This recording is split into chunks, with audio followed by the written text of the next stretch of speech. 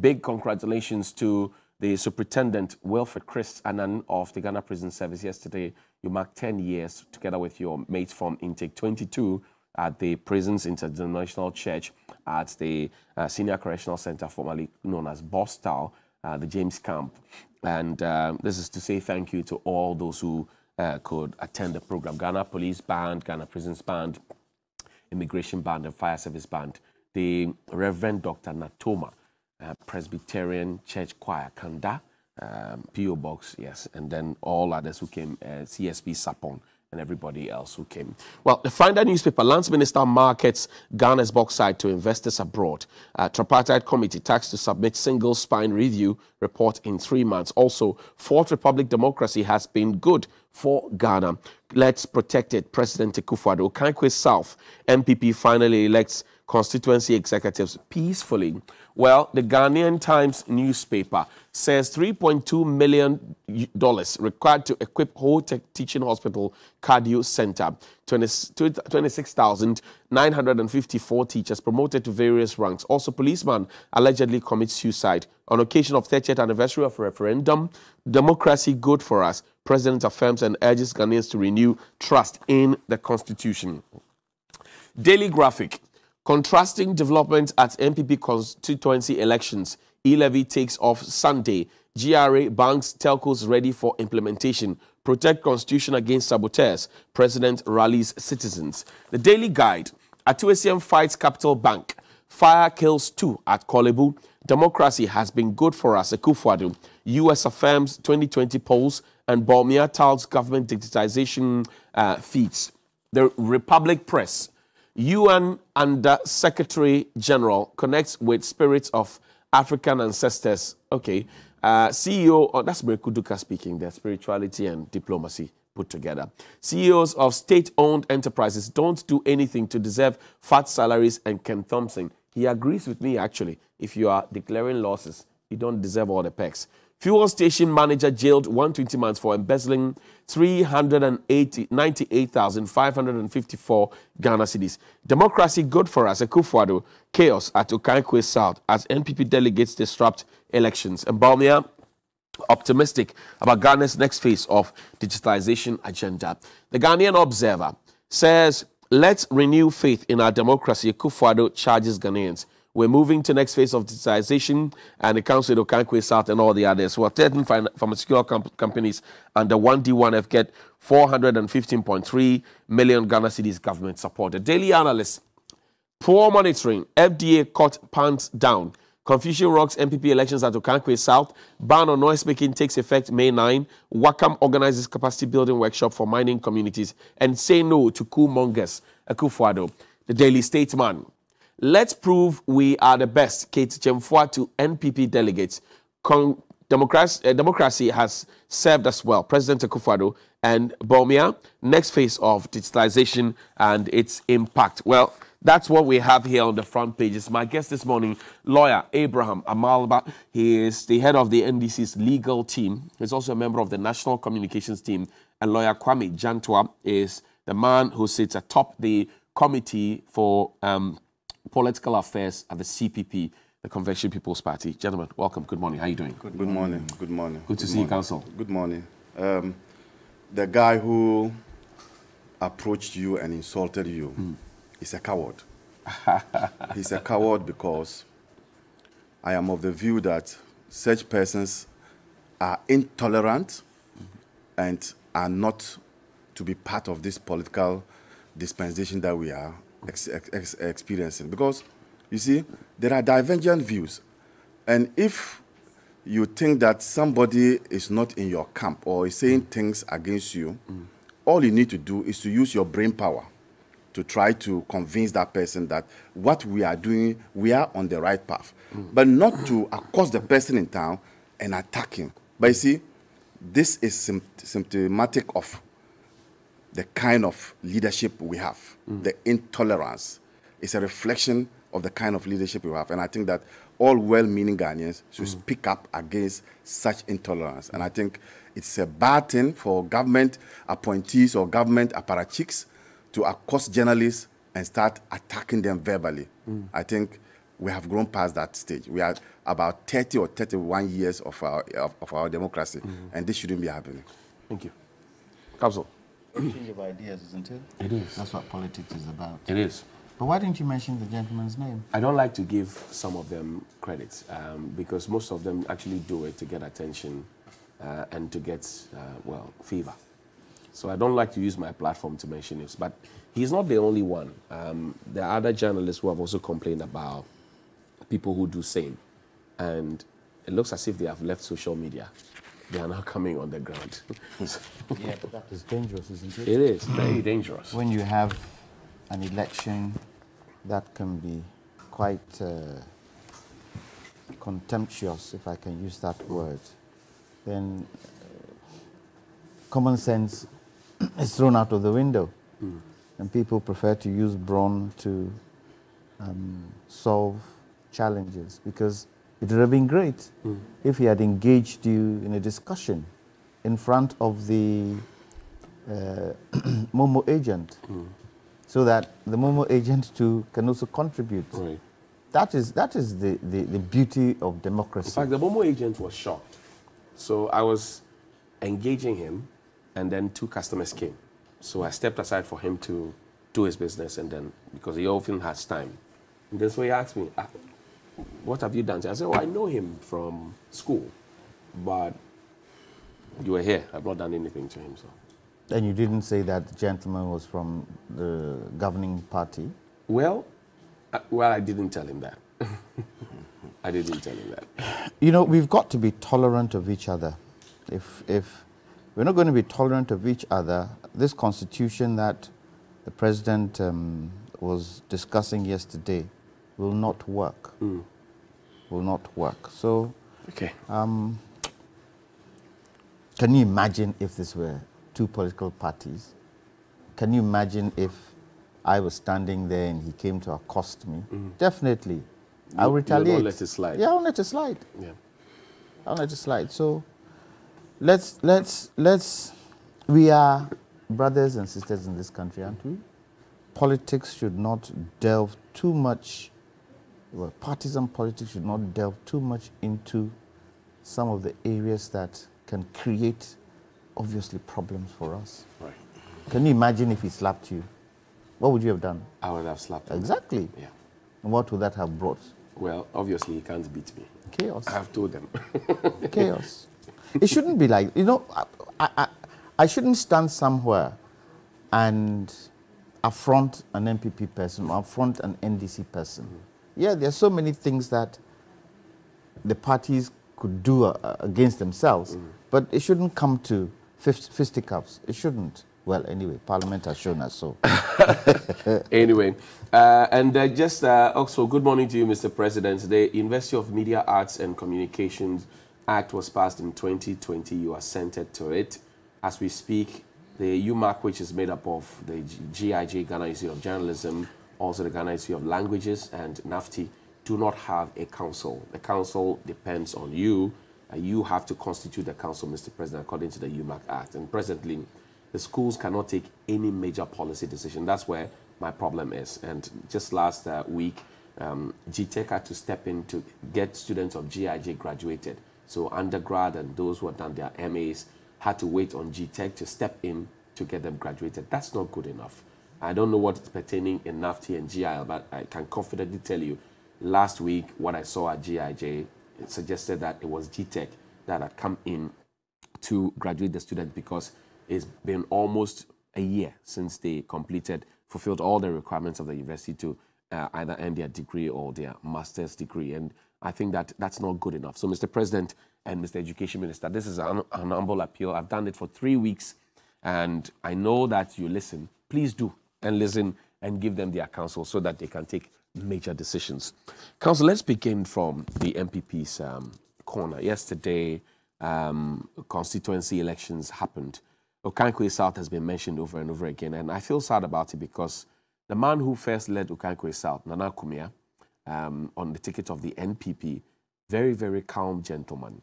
The current MP, also a very calm lady, Dakwa Newman. So one doesn't really get it, how a stronghold within their ranks would exhibit such, how do I put it, would exhibit such violence, you know, to the point where police had to arrest people, pelting stones, exchanging blows, and all of that. I don't know how this comes to you as a member of, a top member of the political party as well. Let me start by saying good morning to your viewers. Yesterday was 30 years when we approved of this constitution, and that ushered us into the democratic dispensation.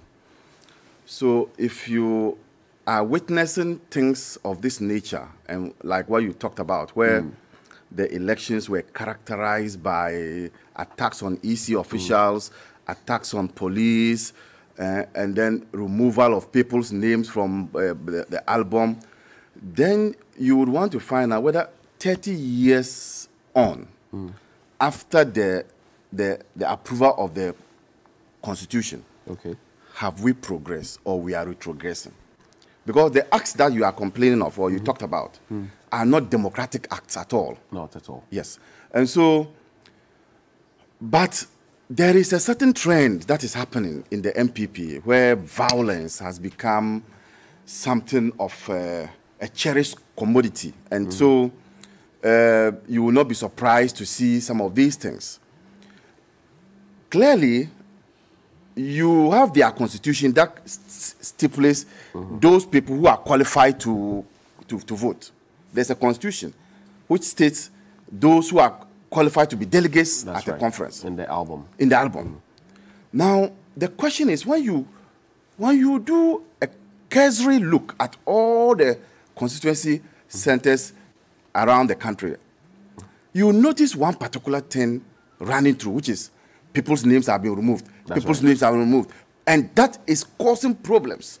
And yet, a political party that prides itself as a party with so many lawyers cannot sit down and deal with this particular issue.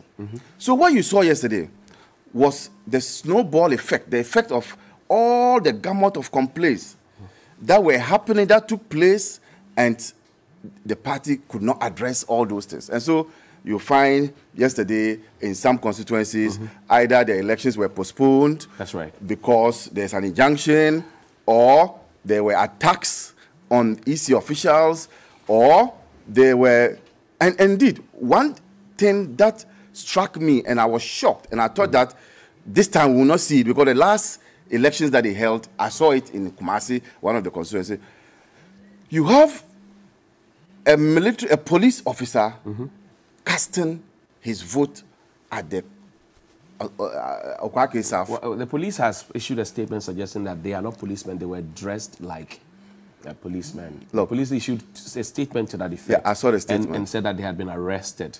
I saw the statement. Right. And this, for me, buttresses my point that under this administration, right, state institutions that are supposed to serve the people have become compromised. Because you would have expected that, because this took place in an MPP organized function or an MPP program, it will be the MPP that will be the first to issue a statement and distance itself from those acts, if actually that person was not a member of the security agencies and wore that uniform. Because it is wrong for your delegate to dress in military accoutrement and then come to pick a ballot. The person who issued the ballot, what was he thinking about? Wouldn't the appearance of that person alone cause him to want to report that person's conduct to the MPP officials? But there was an ACP there at that level, an assistant commissioner.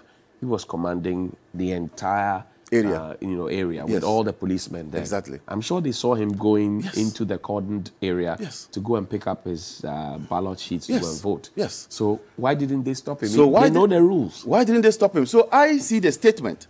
It's a PR. It's a PR gimmick coming from the police.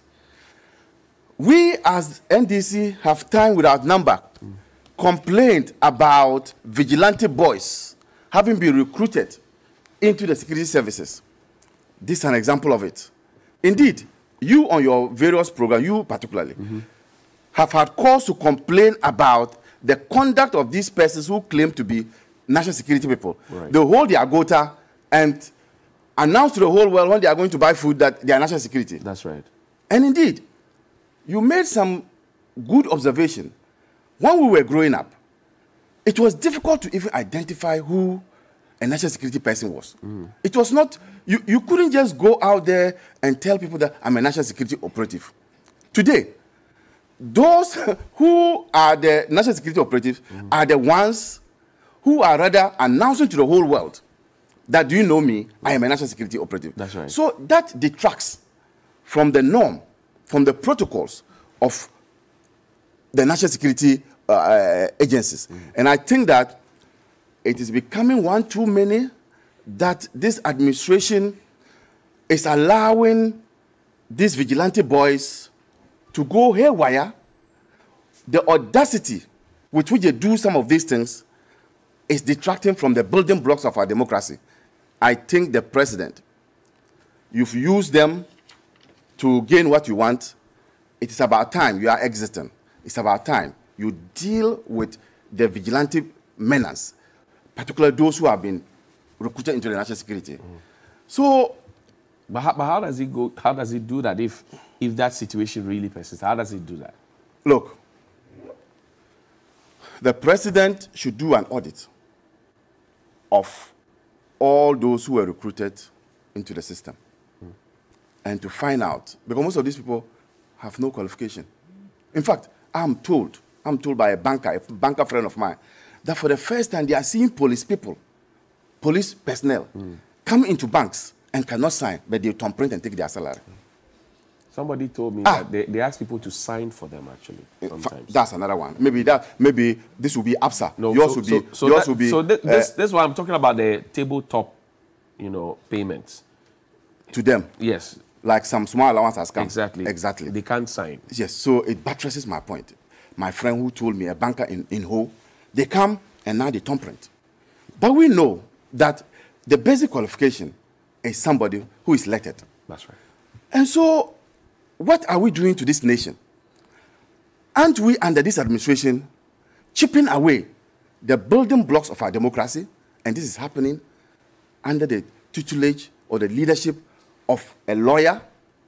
So it saddens my heart sometimes when I want to talk about the ills of this administration. But what you saw at the MPP primaries, constituency elections, were just a symptoms of what this country has become in the hands of Nana Akufo-Addo.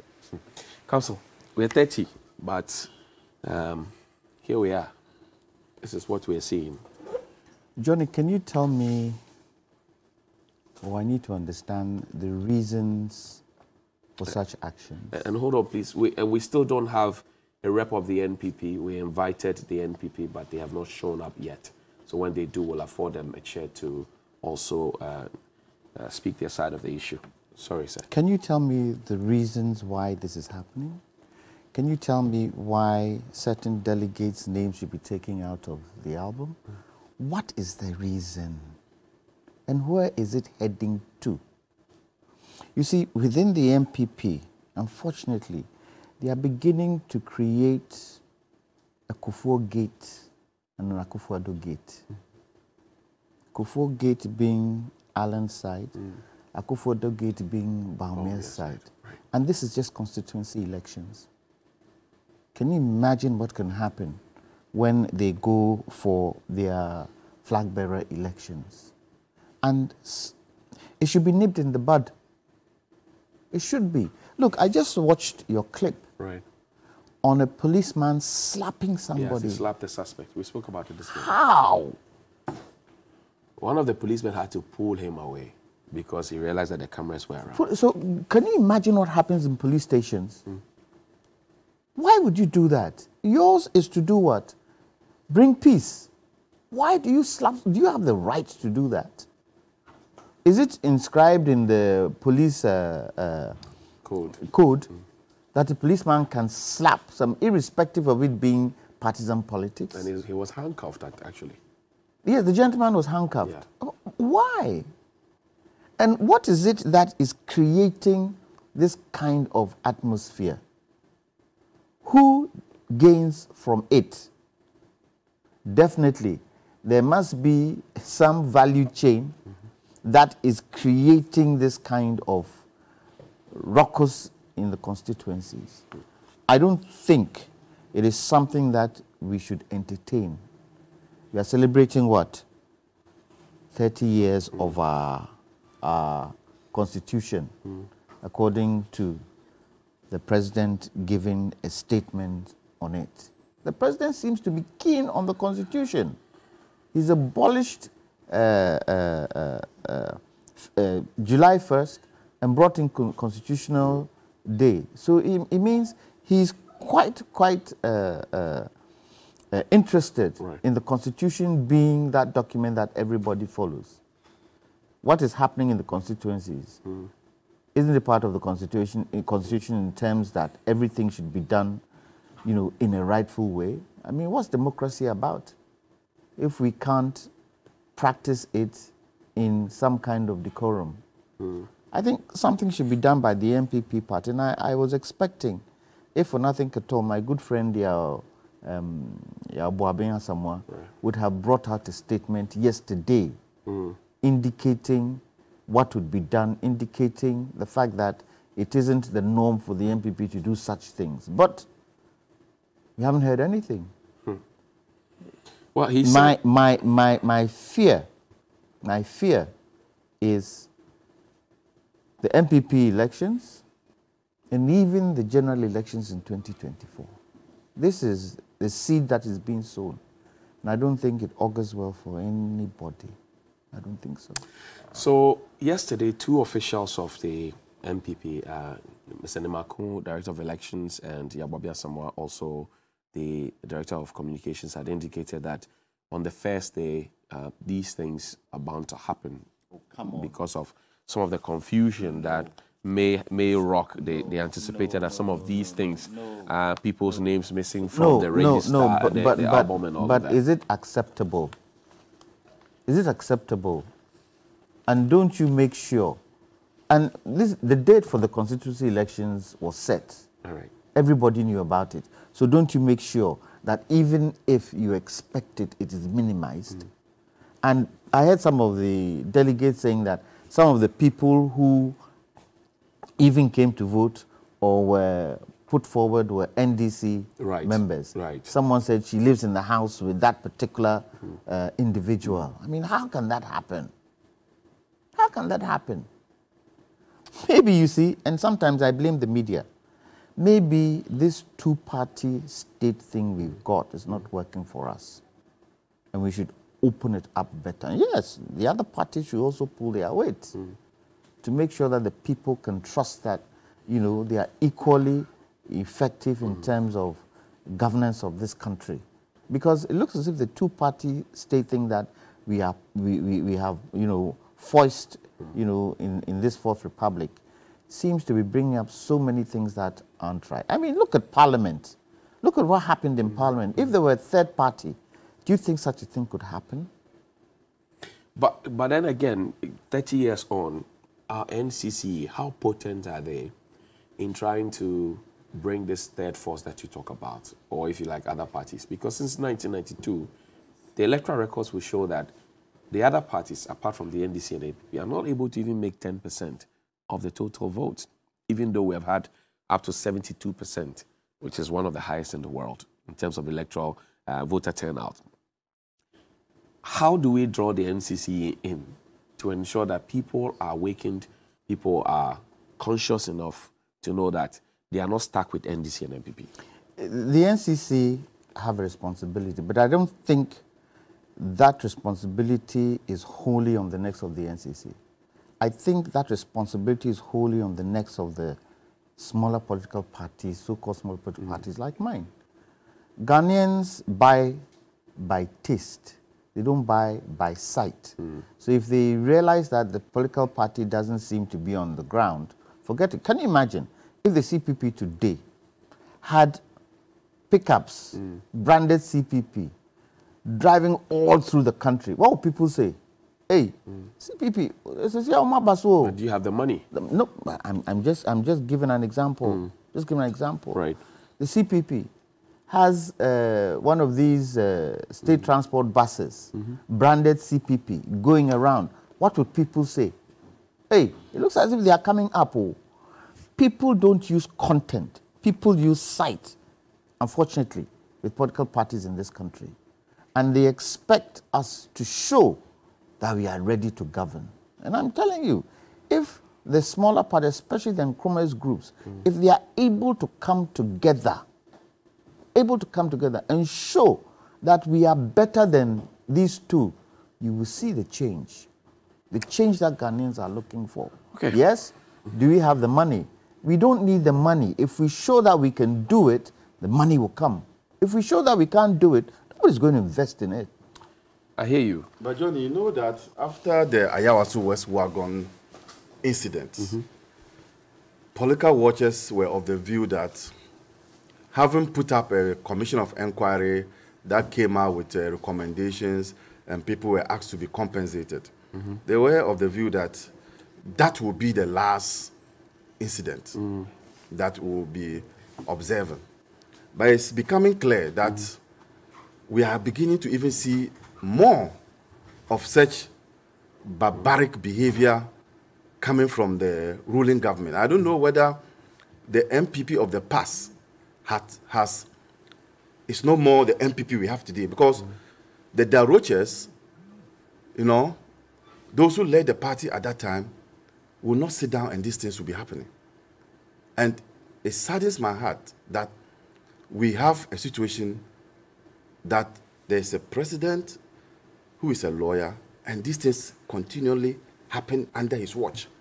I thought that he will bring some, you know, credibility to his profession and say that, look, I don't like what is happening. Can we have a break? But for the entire life of his administration, this is the fifth year, we are increasingly having it. And you see, what is happening in their party is just because there is no external force to exert that barbaric behavior to. And so they'll do it amongst themselves. It's like saying that, look, if you bring a small snake to the house, it will grow. And when it grows, it becomes a big snake. Right. You will see it lying in your bed waiting for you one day. So they are turning the guns on themselves in their own constituency elections. Can you imagine 2024? Is this a dress rehearsal? So are we going to sit down as a nation and allow these things to be happening? And then we say that we have a democracy that people are not confident enough to go out and participate in because of violence. Do you know what this can happen to the 2024? It can reduce voter turnout because there are some people who will not go out. They'll be scared. They'll be scared. May I ask the question? Is it that MPP members are scared to say certain things to the president? I don't know. I've heard that in some quarters, that some people are not too confident enough to say to the president. Why? Well, which is why... He's head of the party, isn't he? That's right. And he should open his arms for everybody to hear everybody's complaint, and should put the systems in place to make sure that things like that don't happen. Because you see, when these things are reported in the outside press, the foreign press, and foreign press can be even Nigeria, it can be Cote d'Ivoire, it can be anywhere. It's not only the MPP that fingers are pointed at, it's the country that fingers are pointed at. So because you visit them, say, but in your country, why does your ruling government do this, do that, do that? Why? And so people in the MPP, members of the MPP, should be able to approach the president. Well, but or is it that he's created a certain net around himself that doesn't make him approachable? You mentioned earlier the conversation about the Kufuor Gate and the Allen Gate. It started as Akufo-Addo Gate and the Allen. Sorry, Akufo-Addo Gate and the Kufuor Gate. Now you mentioned, which has Bawumia and Allen, of course. You know, then we know that the two are interested in becoming president or flag bearer of the NPP. It started as some bit of imagination, but gradually it seems to be fleshing it up as a reality, where people even go back to the 2020 elections, the primaries before that, talk about people who were pro-Kufuor, who had candidates from the pro-Akufo-Addo camp sponsored against them to win. You can mention the Asenso Boachis, the Abujina Pors, you can mention all the names, Ochebe Fees, mention them. So that conversation is also on the table. Perhaps could that be the reason the president may not be approachable, because the people who could approach him have seen that he has taken a certain stand and he has a certain likeness and supports the candidature of Dr. Bawumia? You see, because he's outgoing, he's going to go out, he should have a fatherly approach. When you have children, yes, you might have some of the children you like, but you don't show it that much. If two of your children are fighting, you sit and you sort it out. Right. He's an outgoing leader of the party. His responsibility is to bring unity to the party. Every leader of a political party, his responsibility is to bring unity. So he knows there are Asenso Boachis and all these things that happened 2020. He should diffuse it because it won't help him. But then it won't help the party. The Alan camp also insists that, well, we had a deal, 2004, 2008, and in fact the president is on record to have said that after him comes Alan. Now he is not talking about that anymore, and that tape is available. He's not talking about after me comes Alan. He's not talking about a Greek minister, Alan and Bawumia, all looking for the presidency. And the Alan camp thinks that he has given them a raw deal because in 2000, before the 2008 election, Alan also had an opportunity to contest, but he was told to hold on for President Akufo-Addo to go. So that's where their acrimony comes in. The same way President Akufo-Addo was told to hold on when President Kufuor was. Exactly. So you ask the question, can you trust him? We'll take a break. When we return, we'll talk about other issues, e-levy and all the matters in between. Stay with us. We'll be right back.